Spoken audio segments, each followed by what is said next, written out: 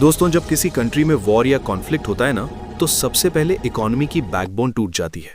War का सीधा मतलब होता है फैक्ट्रीज बंद, roads block, ports disturb, fuel और फूड सप्लाई कट।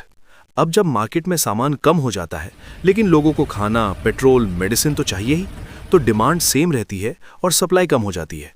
इसी वजह से प्राइसेस तेजी से बढ़ने लगते हैं, जिसे हम इन्फ्लेशन बोलते हैं। अब दूसरी बड़ी चीज, वॉर में गवर्नमेंट का खर्चा नॉर्मल से 10 गुना बढ़ जाता है। Army, weapons, security, relief camps, hospitals, rebuilding, सब कुछ में पैसा लगता है। लेकिन टैक्स कलेक्शन और बिजनेस दोनों डाउन हो जाते हैं। तो गवर्नमेंट के पास दो ही ऑप्शन बचते हैं, या तो लोन ले या फिर मनी प्रिंट करे। और जब गवर्नमेंट ज्यादा नोट प्रिंट करती है तो मार्केट में पैसा बहुत हो जाता है, लेकिन सामान कम होता है। रिजल्ट, हर चीज महंगी हो जाती है। यही इन्फ्लेशन का सबसे बड़ा रीजन होता है। अब तीसरा फैक्टर, कॉन्फिडेंस। वॉर के टाइम इन्वेस्टर्स और फॉरेन कंपनीज डर जाती हैं और अपना पैसा कंट्री से निकाल लेती हैं। लोकल लोग भी अपनी सेविंग्स को डॉलर्स या गोल्ड में कन्वर्ट करने लगते हैं। इस वजह से लोकल करेंसी की डिमांड गिर जाती है और डॉलर की डिमांड स्काई रॉकेट हो जाती है। जब डॉलर की डिमांड बढ़ती है और सप्लाई कम होती है तो करेंसी का वैल्यू क्रैश कर जाता है।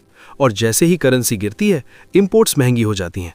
पेट्रोल, इलेक्ट्रॉनिक्स, रॉ मटेरियल्स, सबका रेट बढ़ जाता है। फिर पेट्रोल महंगा, ट्रांसपोर्ट महंगा, हर प्रोडक्ट महंगा।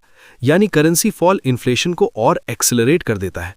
कई बार सैंक्शंस लग जाते हैं, एक्सपोर्ट रुक जाता है, टूरिज्म बंद हो जाता है, रेमिटेंसेस कम हो जाती हैं, मतलब डॉलर आना ही बंद।